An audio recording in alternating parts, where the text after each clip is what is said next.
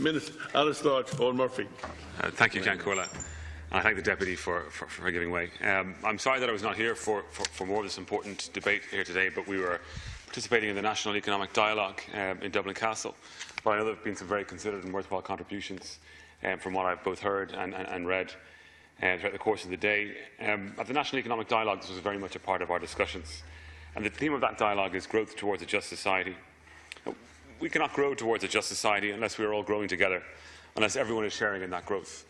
And we cannot have a just society if it is not also perceived to in fact be just. And one important lesson that we must take away from the Brexit vote and the state of UK politics more generally is that everything we do, every decision we make, we must seek to address those imbalances in our economy and our society that have persisted for far too long. They were there in the boom times and not addressed then, and are with us still, and they're joined by new problems and inequalities. The distance between politics and people is growing, and not just politicians, but those in positions of authority too. And this manifests itself today in some very worrying trends for political debate, and how political debate has become more divisive, and how the authority of facts, or that facts hold, is too readily dismissed. We saw in the UK debate a leading exit campaigner saying, people in this country have had enough of experts. And this was accepted as a legitimate position to take when confronted with uncomfortable truths. But without some shared truths in the centre, our political and social contract will not hold. And we have a duty here to protect our discourse, to agree on and protect facts and sources of authority before we then disagree on policy. But even that is not simple. And it's also almost impossible if people do not feel that they have a legitimate and a meaningful and a respected stake in the future of this country. And not just the future of Ireland, but also the future of the European Union. And the Union does have some questions to ask itself in this regard also. The decision made last Thursday by a majority of the UK electorate will leave a lasting legacy, and its impact on the future of these islands will emerge over the coming months and years. Our task now is to help shape the legacy in a way which protects Irish interests.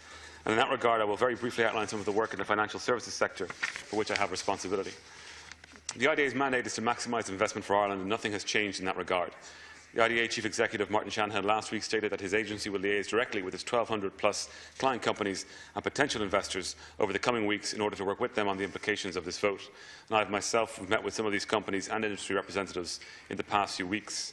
There may be new opportunities arising for Ireland in certain sectors, many of which already form part of the IFS Ireland marketing strategy.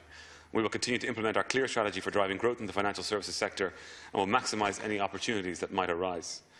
In relation to international financial services, the Government's IFS 2020 strategy is a framework in which both public and private stakeholders will work to ensure the future growth and development of the sector here in Ireland. The sector now employs about 38,000 people across over 400 companies, with 10,000 of these employed outside of Dublin. At our recent quarterly meeting on the 2020 strategy, we discussed Brexit and the possible implications, and I travelled to London as part of our contingency planning in advance of the vote to better understand the challenges that we now face.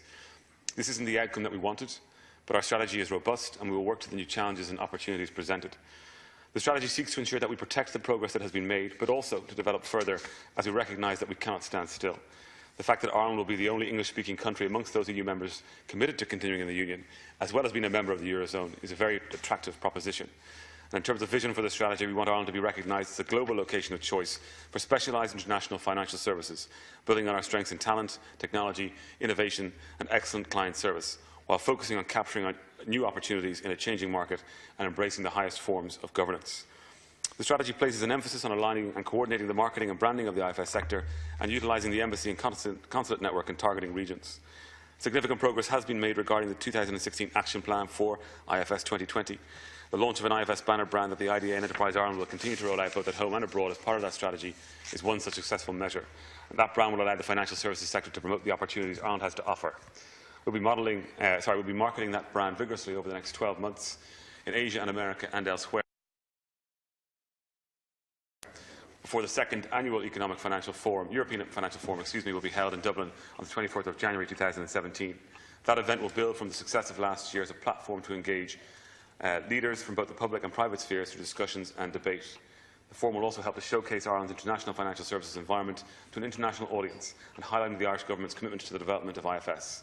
While themes are still being developed, the recent decision by the UK should serve to make this forum very popular.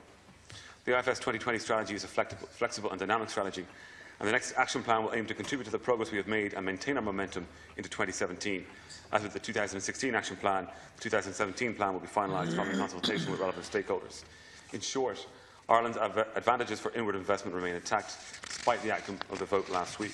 And to conclude, Chair, for now I think it's worth reiterating the comments of the Taoiseach and underlining that the UK has not for now left the EU. Until it does so, following the Article 50 negotiations, it remains a full member with its existing rights and obligations, and there will be no immediate change to the free flow of people, goods and services between our islands. Thank you, Minister.